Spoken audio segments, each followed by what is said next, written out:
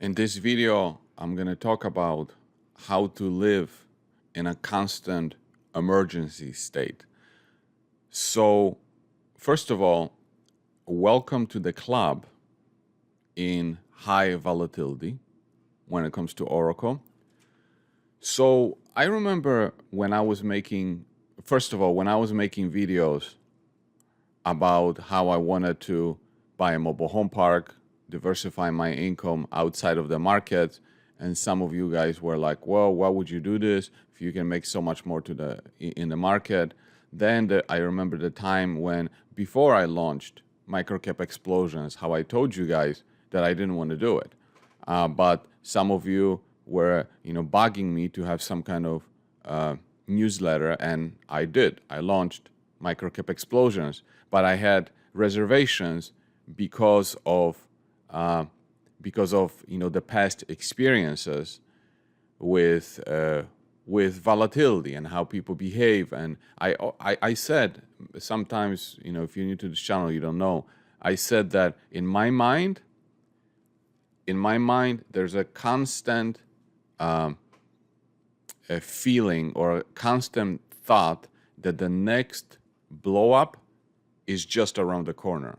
It's always been like this because throughout the past 20 years, I've lived my life on the verge of emergency. So I got very used to this. And I say welcome to the club because if I go through just the chart of Oracle, not other things like, for example, 2008, complete meltdown, right? Then for me came the 2012, from 2012 to 2016, where the mining stocks completely destroyed two of my businesses and made me lose 90% of my income like this.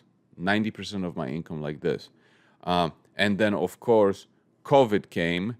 And then, of course, the situation is coming right now. But I just want to go through, just Oracle. So I get involved. Somewhere here. Okay, August. The stock is at 4 cents, right? So then I buy it. I buy a big position, and then it runs up to like 8 cents or something like this. I don't know exactly which month it was, but it runs up to like 8 cents.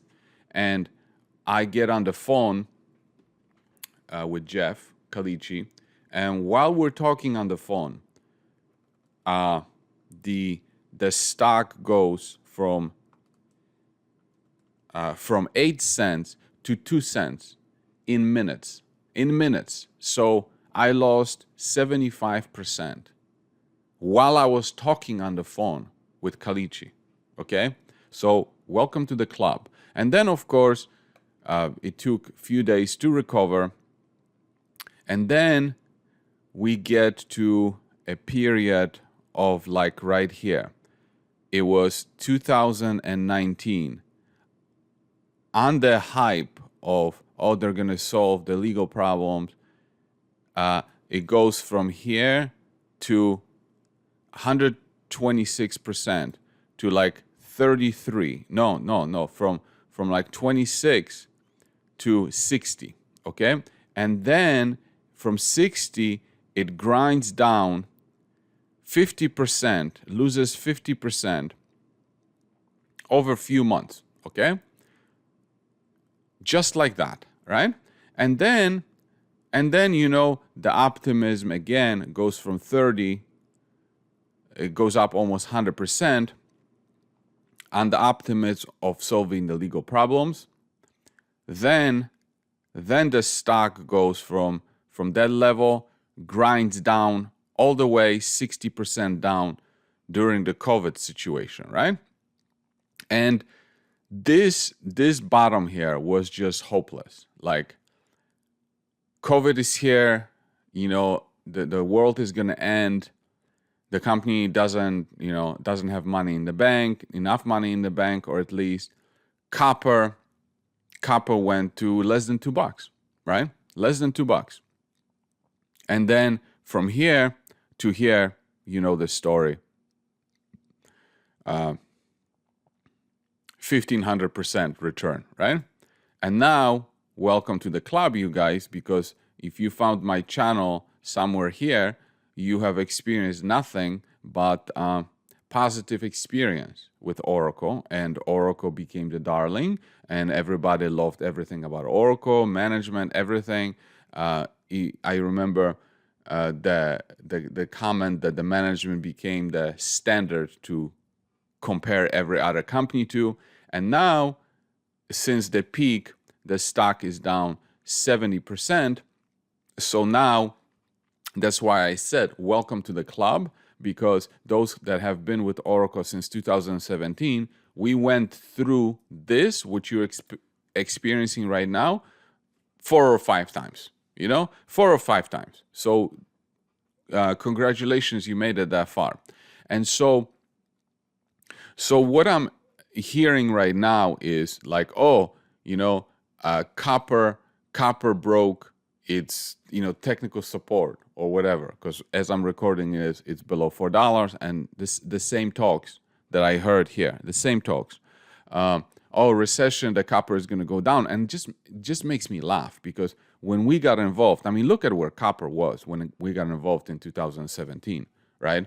And here copper was at less than $2, and so like when it comes to copper, it never worried me, because it's like, okay, sell it down. It's like you're not gonna sell it down for too long. Like, okay, recession, like, okay, bring it on, because like I've been through this so many times. It's like it's not gonna stay there because there's not enough copper. But the people that are buying and selling the stock, they're on the margin. I mean, they are already losing their mind as it is, and then you add to the mix, the recession, that copper is going to go down. It's like they're completely losing their mind. I mean, can you imagine? They're going to commit suicide if copper goes to $3, or if copper goes to below $2. Suicide, like on the spot, like they don't know what to do because they never went through this before, right? So, yeah, but so I'm making this video because it's like, I hope now you understand what it's like to live in a constant emergency, and what it's like to live your life like this. That's why I don't go on vacations. I don't have an expensive car. I don't have an expensive house. I live like a college student, because every 2 years it's a complete meltdown in my portfolio, in the way I make money. It's like that's the way I've accustomed myself to living, because of the way things are in the world. I mean, it's these blow-ups happen all the time. I mean, the kind of things were happening.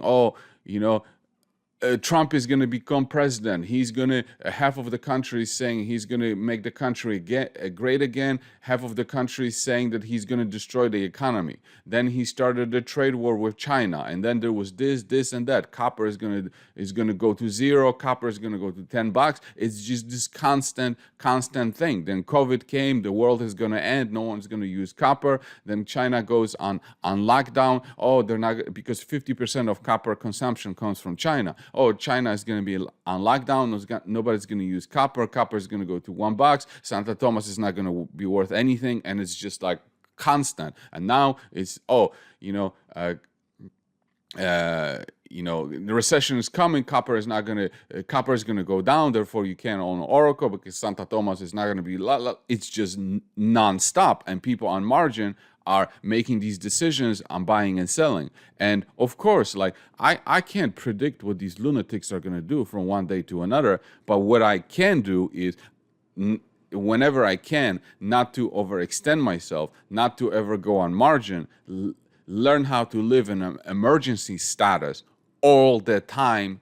And when the times are good, don't ever change that, because remember, another meltdown is just around the corner, and that's what we're experiencing right now. And even though I say like don't ever go on margin, I feel myself I am on margin just because part of my position in Oracle is warrants, right? So I am on margin, but at this point, it's kind of like I have my cash raised for when I need to exercise them, part of them. The other ones are going to expire worthless, and there's absolutely nothing I can do about this, right? So for me, life for me with MC, YouTube, and things like this is a life of living in a constant emergency.